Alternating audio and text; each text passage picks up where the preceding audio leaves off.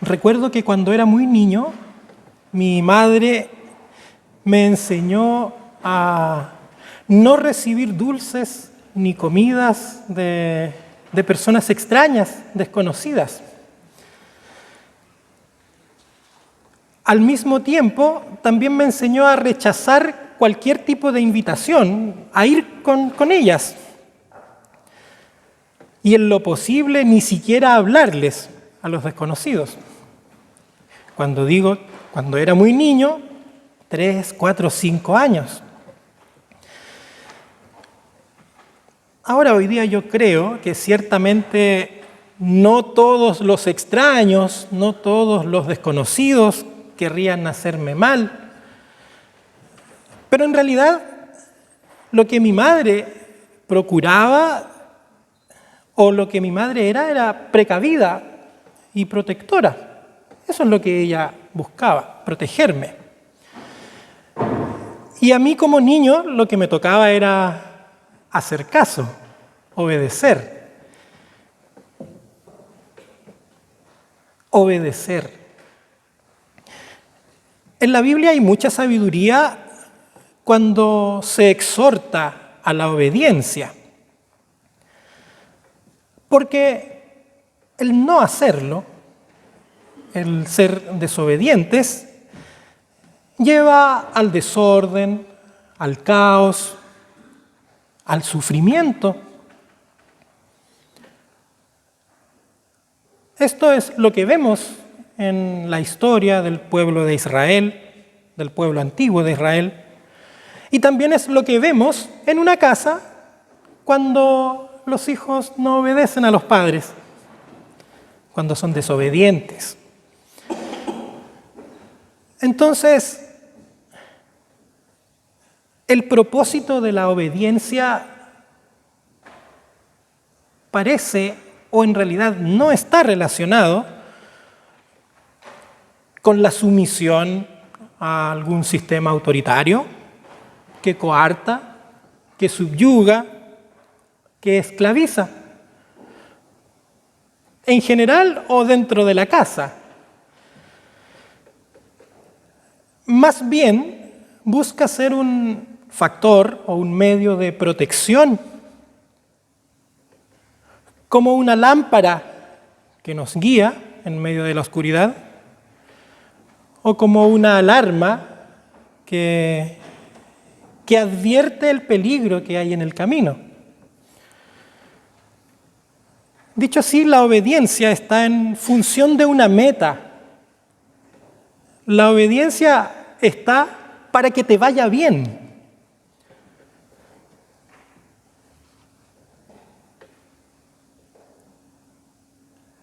Los corintios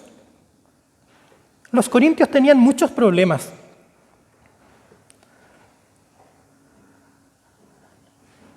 A veces se piensa, esta comunidad de los corintios, tantos problemas. Mientras pensaba para esta reflexión, venía a mi memoria, en realidad es una comunidad muy bendita porque tantos problemas, seguramente surgidos de su ímpetu, de su celo por las cosas de Dios, los llevaron incluso a desbandarse en algún momento, a tal punto que requirieron ellos el consejo del apóstol Pablo, de alguien que para ellos era muy grande. Y si no hubiera sido por sus embarradas, no tendríamos tantísimos ejemplos. Si ustedes pueden revisar no solo la primera carta a los Corintios, sino las dos que están en el Nuevo Testamento, notarán el repertorio de problemáticas que hay ahí y las resoluciones que Pablo brinda. Pero claro, los corintios tenían muchos problemas, como confusión, orgullo, falta de amor, divisiones, etc. Un amplio repertorio. Y Pablo identifica la causa. Se han tapado los oídos ante la palabra de Dios. Se han tapado los oídos ante la sabiduría divina. Y en su lugar se oyen a sí mismos es decir, se guían por la sabiduría humana. Pero despreciar la sabiduría divina siempre es rechazar a Cristo. Y rechazar a Cristo es olvidarlo, que es lo mismo que apagar la alarma o apagar la luz de la lámpara en medio de la oscuridad.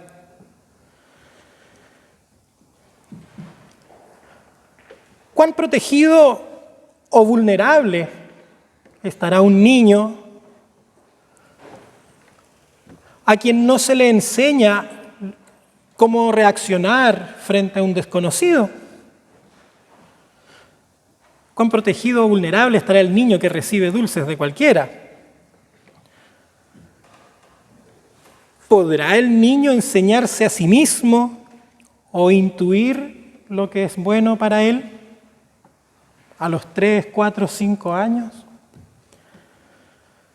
¿Andará realmente seguro si nadie le dice cómo andar? Por supuesto que no. Por supuesto que no. Y esta es la condena que trae la sabiduría humana. A diferencia de lo que enseña el profeta Zacarías,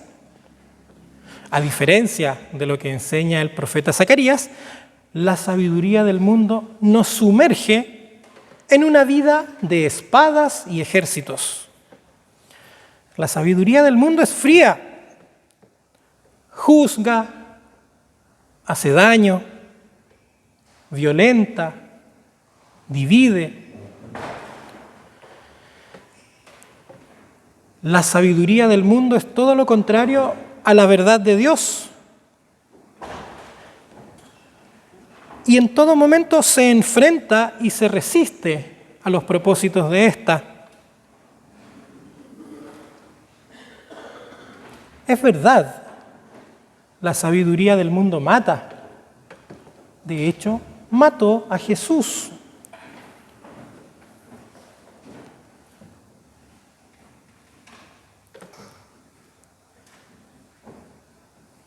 ¿Cómo es tu sabiduría?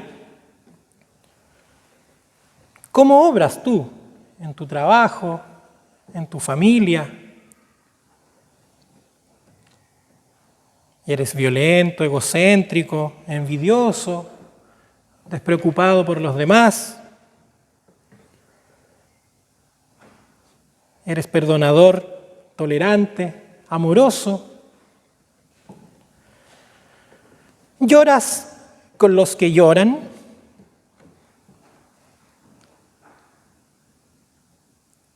¿Consideras a tu fe para obrar o simplemente lo haces desde tu propia voluntad, desde tu propia sabiduría?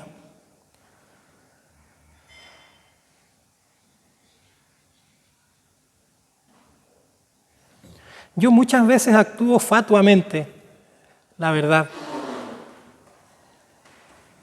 y después me lamento.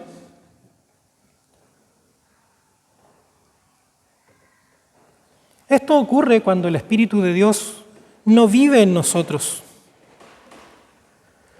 pues de Él proceden los mejores dones, como el amor, el gozo, la paz, etc., la fe.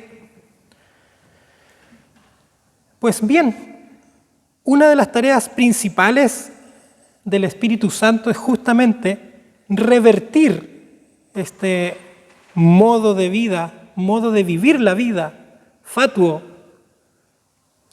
¿De qué manera? Haciéndonos conscientes de nuestro estado actual, haciéndonos conscientes de los males que nos dominan.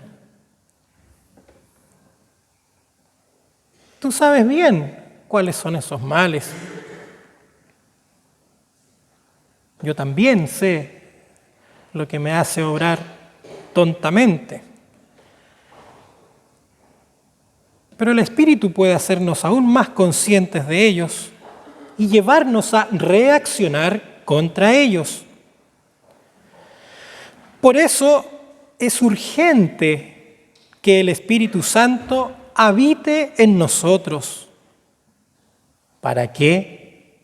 Para regir y guiar nuestro entendimiento y nuestro discernimiento.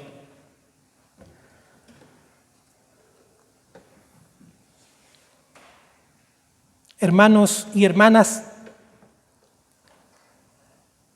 lo que hoy celebramos, el motivo que hoy nos tiene aquí, es muy grande. Es muy grande.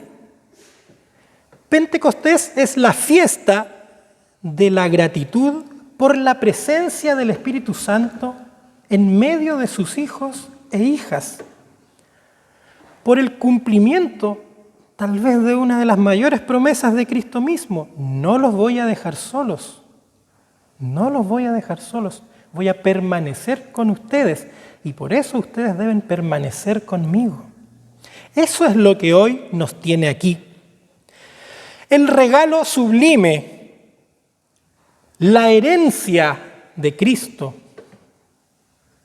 El Espíritu Santo es el otro yo del Señor que nos apunta hacia Él y constantemente nos lo recuerda.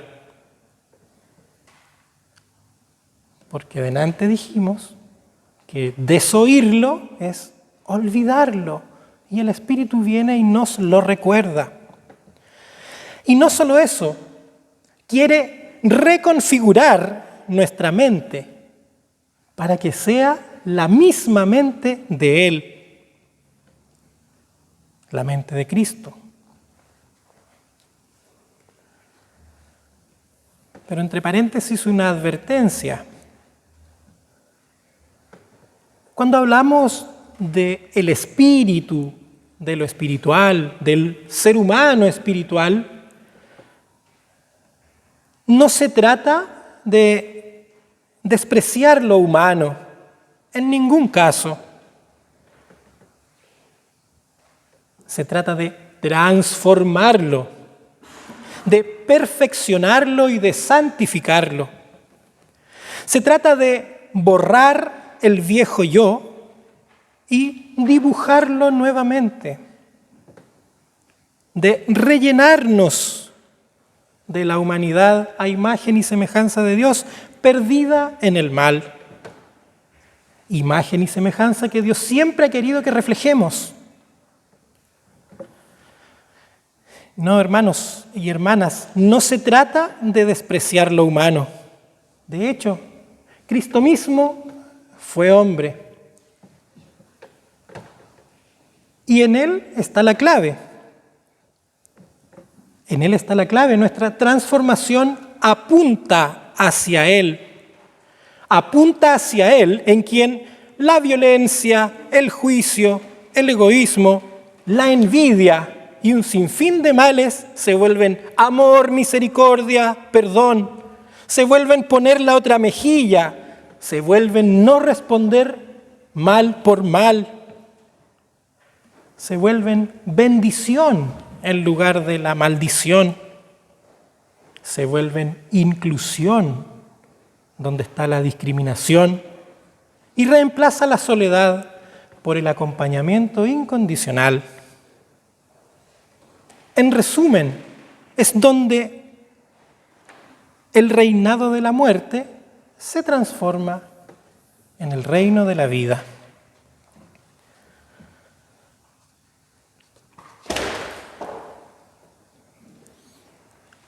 De todo esto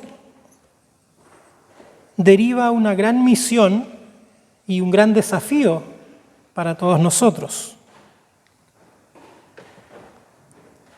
Predicar esta buena noticia, predicar este evangelio, no según nuestra propia sabiduría, no según nuestra propia voluntad, no que diga lo que yo quiero que diga.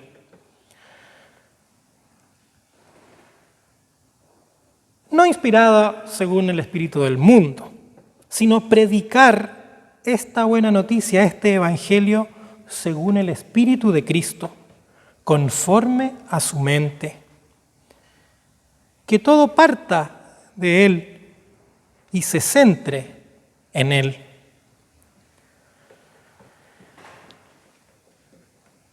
Queridos hermanos, queridas hermanas, así como el niño que atiende y obedece los consejos de sus padres, así como este niño va por el buen camino, así como este niño no aceptará dulces de los desconocidos, hoy somos exhortados a someternos a la enseñanza del Espíritu Santo, que no es un sistema teológico, no son fórmulas de la razón, las incluye, son sus instrumentos y son buenos, pero es mucho más que eso. Es una dinámica de confrontación perpetua de mi propio yo, de mi propia sabiduría, apuntando a Jesús, caminando hacia Jesús, para que sea el timón de mi existencia. Sí, a Él, que es la única verdad para mí, que es la única verdad para nosotros, la única verdad para un mundo sin verdades, sin seguridades, sin rumbo y desorientado. Que el Señor bendiga en nosotros su palabra. Amén.